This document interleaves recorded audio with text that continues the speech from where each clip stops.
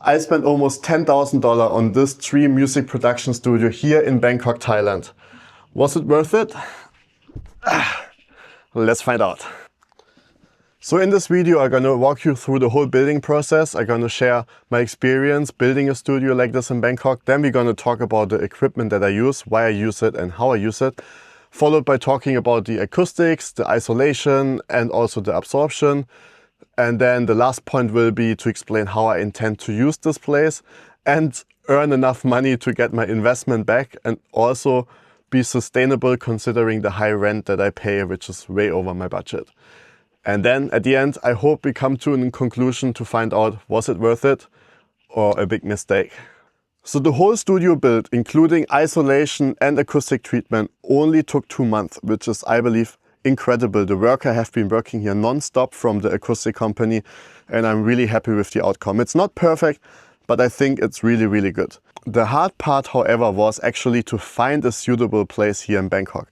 A place where you can be loud, a place which you can access 24/7, a place with good room dimensions and a place for a reasonable rent price. Although this one is way over my budget, it's still by far the best option I could find within the last 3 to 4 years. Before I was producing in my bedroom or later then in my second bedroom, which I transformed into a small home studio. But having something like this is just unbelievable. So let's talk about the gear. So for almost a year now, I switched to Electron using the analog rhythm drum machine and the Digitone as well. The reason for that is to get rid of splice and any other sample packs that I used before. Especially on splice, working as a ghost producer myself, I experienced some cases where they had issues on Spotify and other platforms for copyright claims and other stuff, because the software was mistakenly thinking you took something from another track just because you used similar samples. That's number one. Reason number two, I'm tired of hearing the same samples again and again and the same sounds. So I really try to create something unique and something that's signature to myself.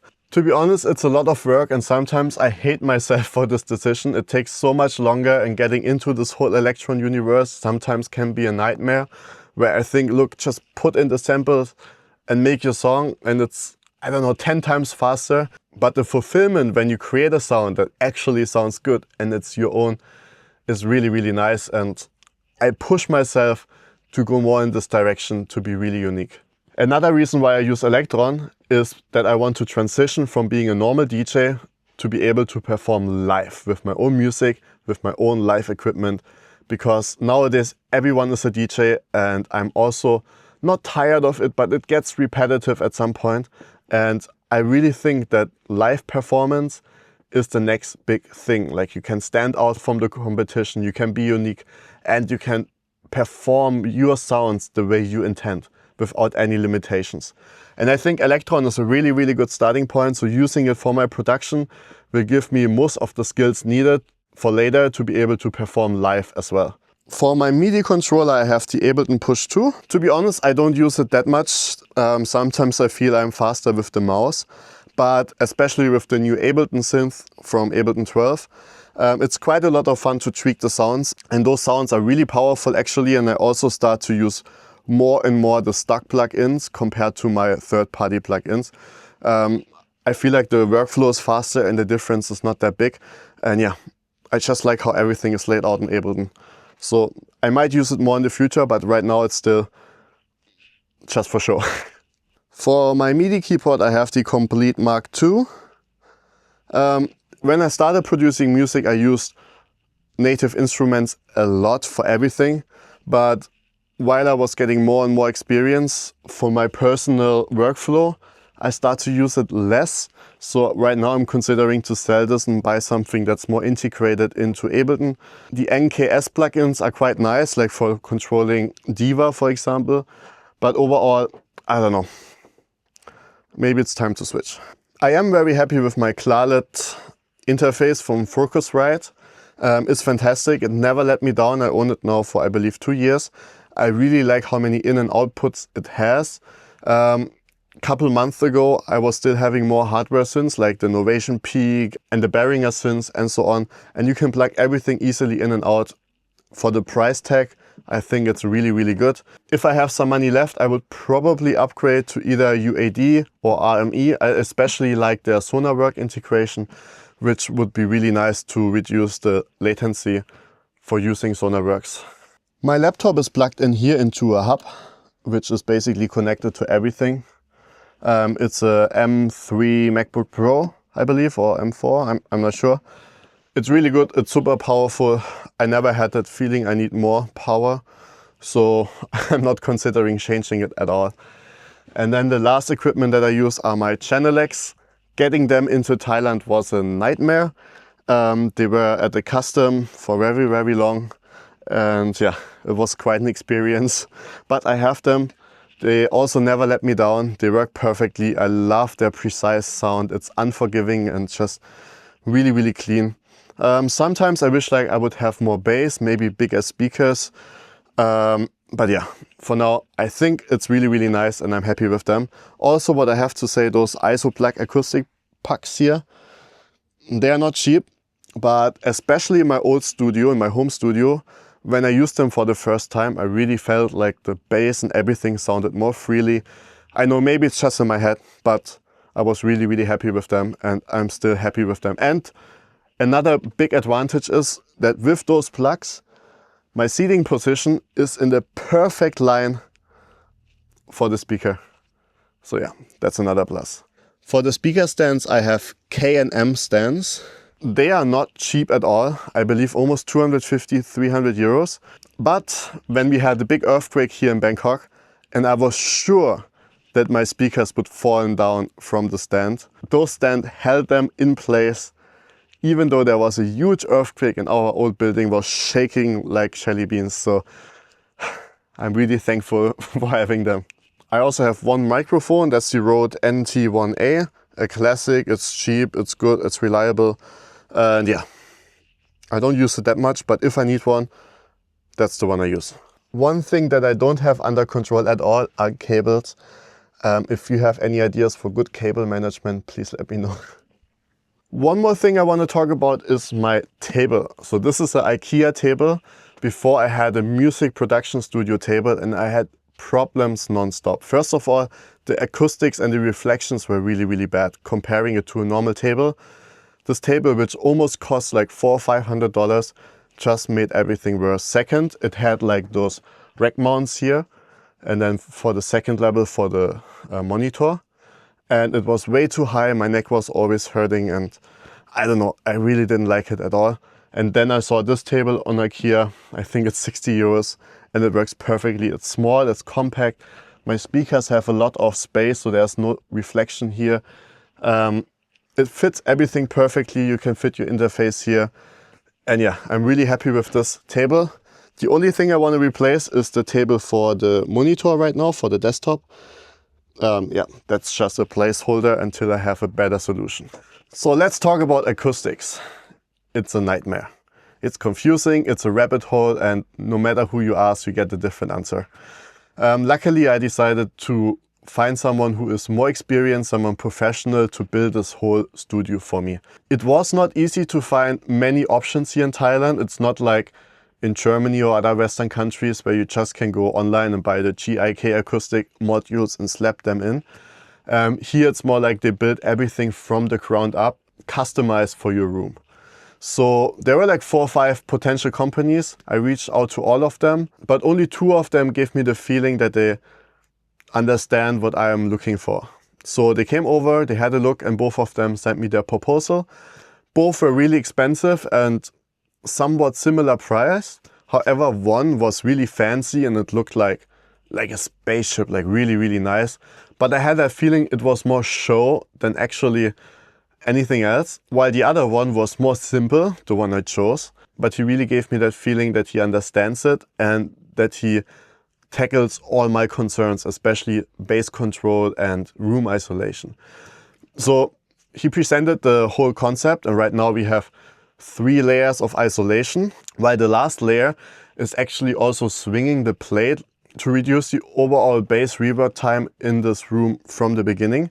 And we did test before and after, and it really, really improved. which was a big surprise for me, because I thought that isolation only can be isolation, which makes it even harder to get the bass under control inside the room. But yeah, it helped. And then the second part was bass strapping. So those are big bass straps here with a wood panel, so the bass goes in and then ideally stays inside and doesn't come out again. We have them also here in the corners, here, here, and here. And then here we have just thick rock wool to block this whole corner up there. And those are also bass straps, also with a wood panel. Same on the other side. And then those thick ones here, they are from my old studio. I had made them from another guy. He produced them by himself at home. They are not the best quality, to be honest, and sometimes, especially in my old studio, I wasn't sure if they actually really help or if they are causing more reflections. But now in the studio we did before and after tests, and in the bass area around 60 Hertz it does help, so we decided to keep them in as well. Yeah. Then on the side we have normal rock wool absorbers. They're like 15 centimeters thick and another 10 centimeter gap behind. And then for the ceiling, we had to use fairly light ones, so they are not so thick.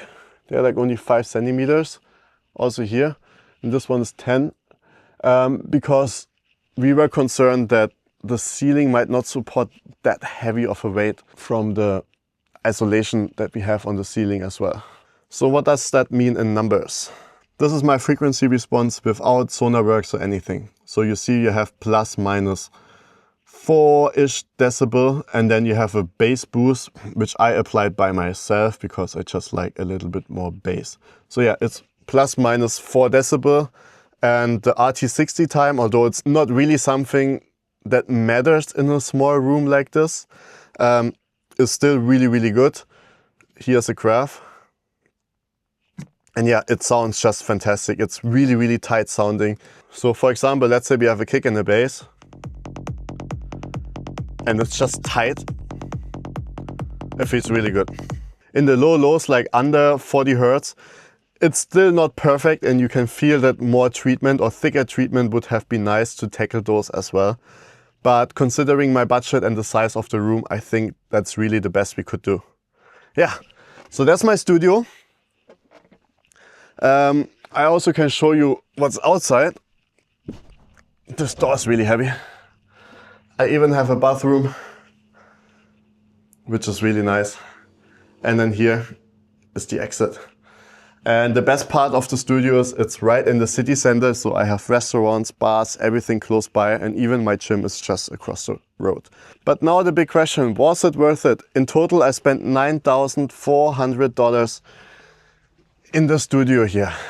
It's crazy how much money that is.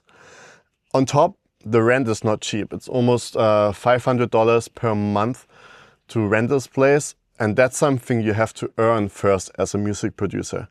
In the past I was making ghost production, which was fairly profitable, but 1 year ago I stopped doing it, besides some special projects, as I focus more on my event company here in Bangkok and the club that I manage, SUBWERK.